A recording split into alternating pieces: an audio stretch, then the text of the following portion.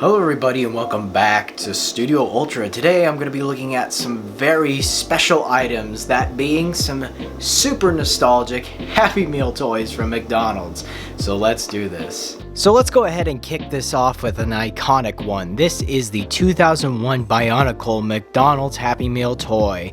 Also known as the Tohunga, these characters were supposed to be the villagers in the Bionicle lore, serving as smaller set counterparts to the larger ones sold in stores.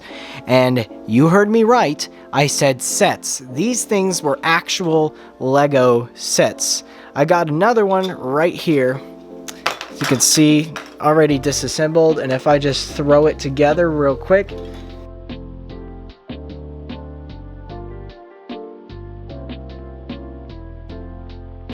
and voila, you'd have a Bionicle set, a McDonald's Happy Meal sized Bionicle set that is. But yes, these are absolutely beautiful. They have such unique colors, especially in the masks. I love Kongu over here, especially with his very teal color scheme, teal and light green. And they came with discs here, which as you can see, has the mask on it, as well as the name of the mask, so that way you can kind of learn further Bionicle lore. It was easy for kids to do so right there. Now the main function of this toy is that you're supposed to use it to throw the disc like this. And pretty much it'll just fire away. And that's absolutely fun.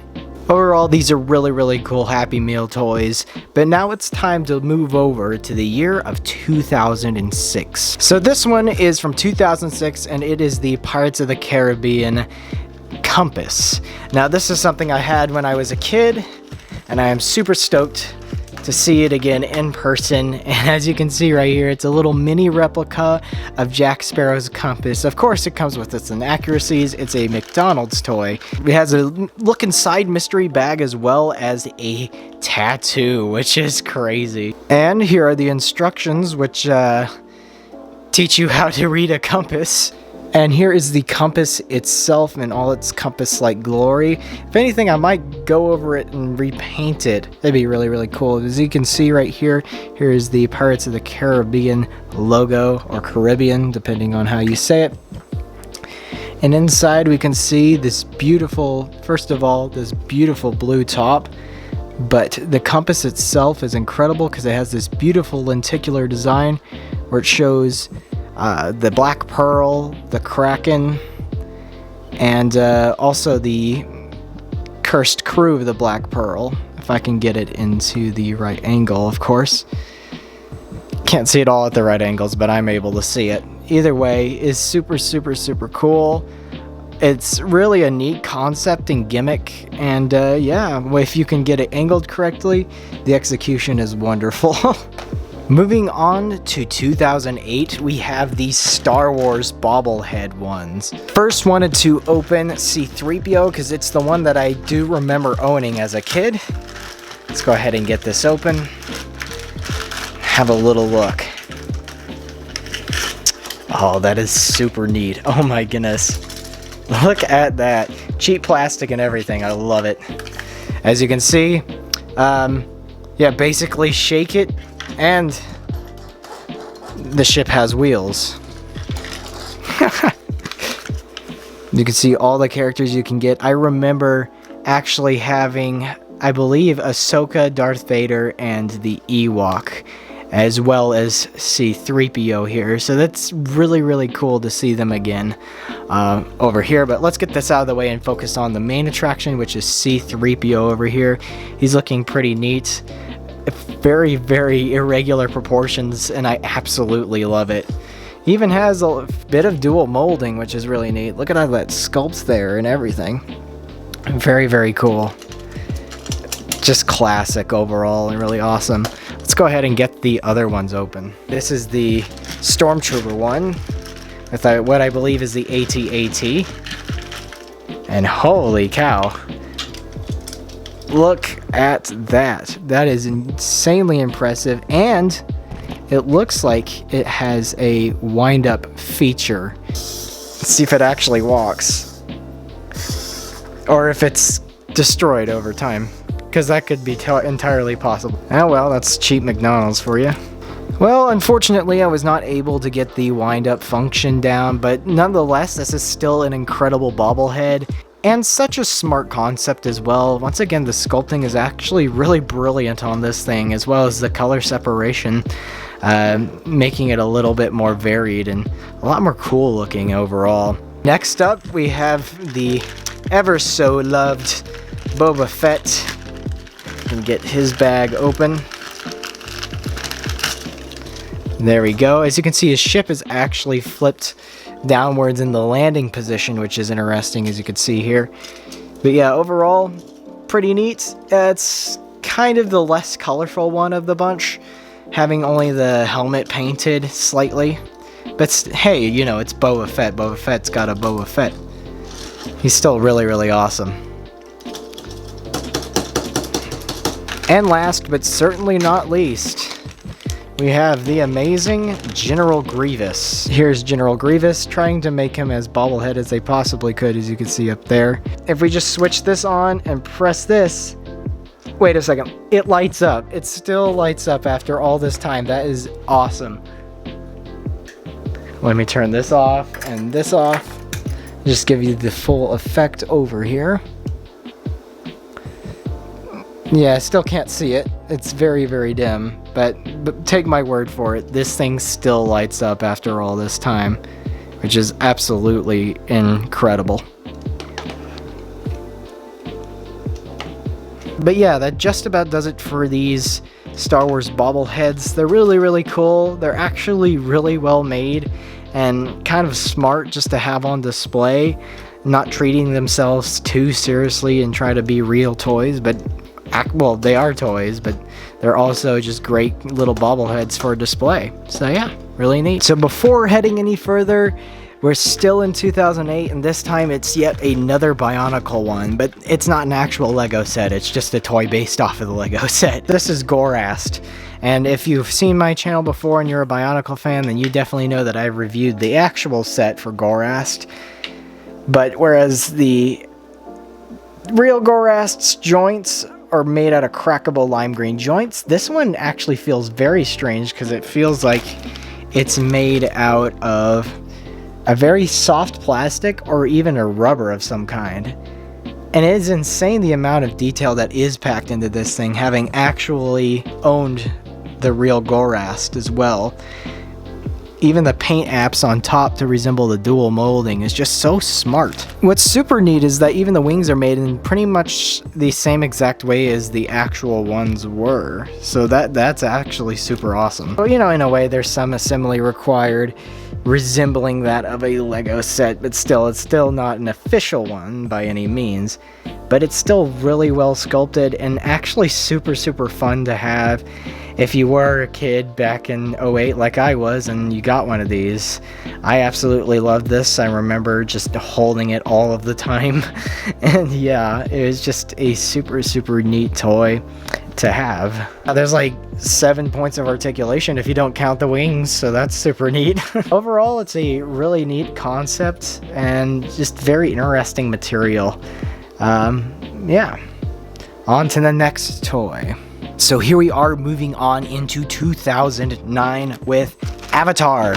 That's right, I have a few Avatar McDonald's toys here, especially one that I distinctly remember getting on the way to see the actual movie way back in 2009 with my family. But anyway, let's go ahead and get into these. So first and foremost, I'm going to open the Great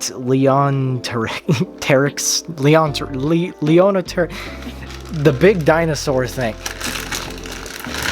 Now the coolest thing about these is that they're supposed to light up. That's their gimmick right there. And hopefully, once again, after all this time, this will be able to do so. We'll just have to see, but my goodness, look at that detail. I think I can even see some dual molding here and there, which is absolutely stunning. That is incredible. It looks like it might even have a speaker. Is there a switch? Yeah, there is. Okay, just switch that here. And Oh my goodness. It still makes noises. That's incredible. Holy cow. Hold on. Let's get this in focus here. There we go. It even lights up. Wow, that is awesome. Let me turn the light off again.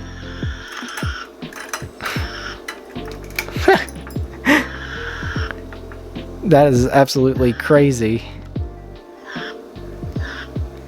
Well, the audio is cutting out, but still. Still absolutely crazy. Here I have Tsutse. Tsutse? Sure. And let's get him out. Got one of the Na'vi here. And he has, once again, loads of detail. My goodness. That's absolutely stunning once more. Even with just the individual painted pieces and whatnot. I mean, how incredible is that look? Even a little bit of articulation, even if the joints are pretty much stiff and for one pose alone, that's still absolutely jarring. So there's a switch on the back here, and looks like it actually is still working. Oh, that is super neat.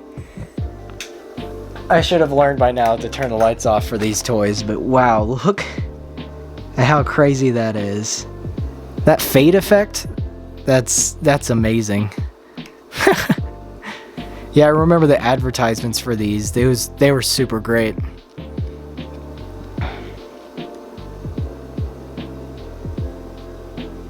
Wow, that's so cool. Let's go ahead and go on to another one. This one, of course, is going to be the Dire Horse. Finally, a name that I can pronounce. This one here, it's absolutely beautiful with its colors. I love the kind of the red antenna going off and the fade of dark blue to the light blue here, or sea foam, really, it looks like. And it has a bit of articulation here. Gosh, this design is absolutely amazing. And of course, it has a light up function. Now let's go ahead and turn the lights off now that I kind of got an idea of how this works. Oh my goodness, that is beautiful. Oh, that's super cool. That is, wow, that turned out amazing. I'm very, very happy with that, and super glad that it still lights up after all this time. Time to butcher another name, because I have the Hammerhead Titanothere. I guess that's how it's pronounced. This is the one I remember getting way back in 2009. Once again, great detail. Probably the least amount of paint applications of them all, with just the eyes and then a slight little tint of darker green kind of going across it. Still though, it's sculpted very, very well and very, very out of focus. There we go. And it has this little crest up here, which is supposed to light up also. So if we just switch this one on and turn off the lights again, hopefully this one works just like the others. And no, of course. Well, shoot. Well, you can't win them all. It still looks awesome. But yeah, these are a lot bigger than I remember, by the way, which is, you know, absolutely incredible. I love that fact. These are really, really awesome, and it's so cool to see them again. All right, so this next and final one is super, super great because it's also from 2009 and it is what I have the most memories from. Of course, this is from the Spectacular Spider-Man series, and I did not just get one, I got the whole lot. I remember seeing all these toys behind the glass that they have on display in the McDonald's itself and just wanting to claw at it just to get to every single one of them, because really all of them look incredible, and even now they still look amazing even for a Happy Meal toy. But let's go ahead and get into some of these. It's quite obvious. We're going to start off with the series namesake, Mr. Spider-Man himself, which has a giant X in the middle of his palms and arms sculpted into his chest, but waist articulation sort of, which is incredible. But the main deal is the function. As you can see here, there's a dart resembling a web here, which presses firmly into his hands. Don't worry, it doesn't hurt, even though he's getting impaled. You got a button on his back right here, and boom! Shoots pretty far, and it's absolutely fun to mess around with. And yeah, it's super, super cool, as usual, as Spider-Man is. Alright, we have one of Spider-Man's foes right here. This is the Green Goblin. One I think I also remember owning when I was a lad. He seems to have here a little wheel. You can see that. There we go. And you can just kind of move around with his very limited arm articulation. Includes an awkward cut. But look at that face. Oh my gosh. He has seen sometimes. He's been a little too much on that goblin gas, if you know what I mean. Either way, I don't think he should be flying the glider. Yeah, shoot, look what he did now. Another weird thing, besides this very interesting 360 head swivel, is that the arm does not swivel 360. It can't go forward, but it can go back around like this and lock in again, which is super, super interesting. You just break his arm like that. Oh, wait, no, there it goes. Maybe I already broke it, who knows? Up next, we have the Sandman. Flint Marco, I guess. I don't know what his name is in the show. It's been forever since I've seen the great show, apparently, Spectacular Spider-Man. Probably check it out again sometime soon. Anyhow, let's just get into here. And he is, like Spider-Man, he is a launcher type. But if you have a look right here, you can see clearly just, it actually looks incredible. It's sculpted very well, textured very well. This actually feels like hardened sand in a way, just those bits and pieces over there. You can see the button on the back that launches. The big fist mace of sand or whatever, even though it's a projectile. Anyhow, let's go ahead and shoot that. Well, didn't imagine it'd get pretty far, but still pretty awesome. You can see his, I guess you would say, amputated arm? He has officially lost this fight, but still, very, very neat. I really like the way this one looks overall. And yeah, on to the next McDonald's figure. Alright, I have the Black Suit Spider-Man version of him here today, which his little gimmick, if I can get him out.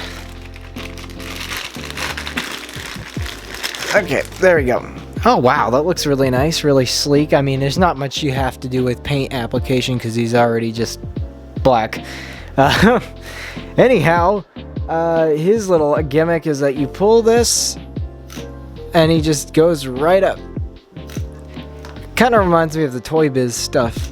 The arm is articulated, this one is, that is, and the waist a little bit. It does have that crunching noise, meaning that there is some loose plastic there, and a very concerning sound, but nonetheless, still really, really neat. I really like that. It just goes up. Yeah, pretty cool. It's like a yo-yo, but you don't have to do all the work. Next one I have here is a really big one. This one is Doc Ock. Yeah, all these have been, like I said, a lot larger than I recall, which is pretty crazy. But you know how things are. Doc Ock is, his gimmick is just a sticky one. You can see he's just kind of looking up like, without the arms, he's just a normal guy kind of screaming in the air. With terrible balance, might I add. Oh no, okay. I think that's because the fact that he's supposed to have the arms, which I am going to get to. So, fun fact, I tried to put in one of the arms, and it just broke the plastic on the inside. It's brittle brown plastic. Let me try. Oh, no, that broke the plastic too. So, this is pretty much an obsolete figure, and honestly quite a letdown. So, on to the next one. The suction cup works just fine. Speaking of suction cups, we have one that has no assembly required. It's not made out of the brittle, well, the plastic might still be brittle, but you don't have to shove anything into it to make it work. Anyhow, so So here's Spider-Man with the suction cup arms. This one I thought was cool as a kid. I don't know if... I think I just got the launcher one. I never got this one. He has like rubbery arms with suckers at the end. And yeah, basically you're supposed to put him on a window. And he does stuff on your window, like crawl. Or even on just a plastic lid that you're using as a table for improvisation because you have no idea what you're doing for this video. There. He's Spider-Man. Oh, never mind. He is not Spider-Man. He is Spider-Man no more. Tobey Maguire moment. I like this one a lot better, by the way, when it comes to sculpting, a lot better than the other one, just because look at that, how beautifully painted he is, and quite frankly, just show accurate as well, except for that one leg. What in the world is going on over there? You see that? Oh my gosh, that's a little disproportionate, I must say. We got another black suit Spider-Man. This time he's got a different function. What's he got going on? Well, it looks like he has something similar to the Green Goblin, where he has wheels underneath him. For some reason, this is considered a gimmick. Once again, very interesting proportions.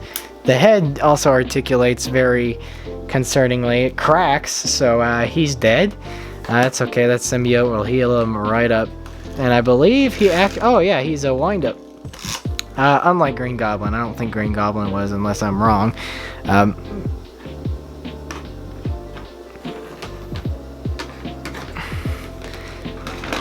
there he goes. This has probably got to be one of the most awkward sculpts. As you can see in his chest and just whatever is going on over here. Even with his fist, I don't know what he's doing. But overall, hey, you know what? Mixed up for a pretty neat figure, if it can move whatsoever.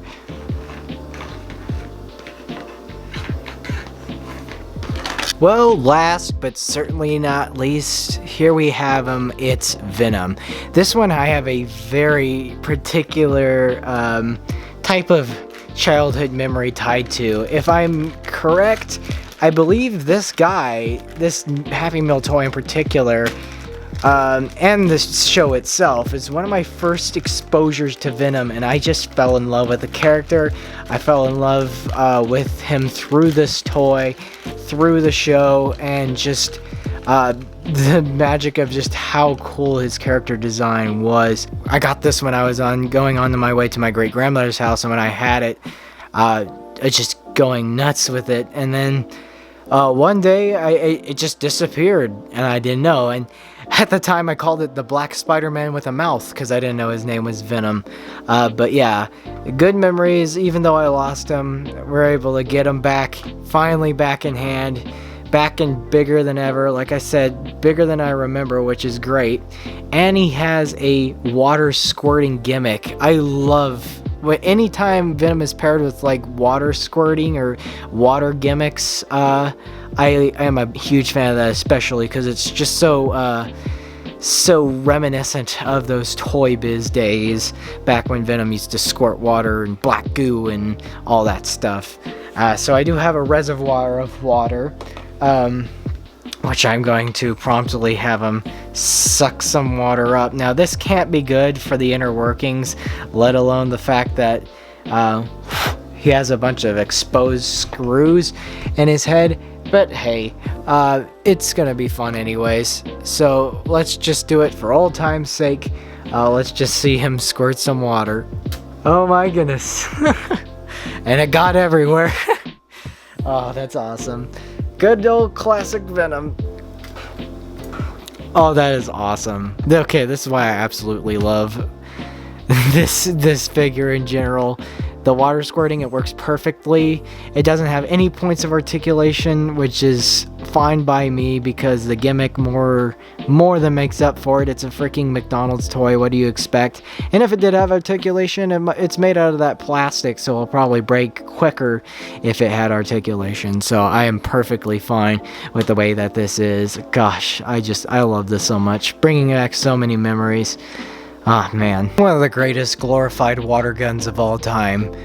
Well, guys, that is just about it for this video of all the Happy Meal toys that I just acquired like a year, maybe it's nearly 2 years ago.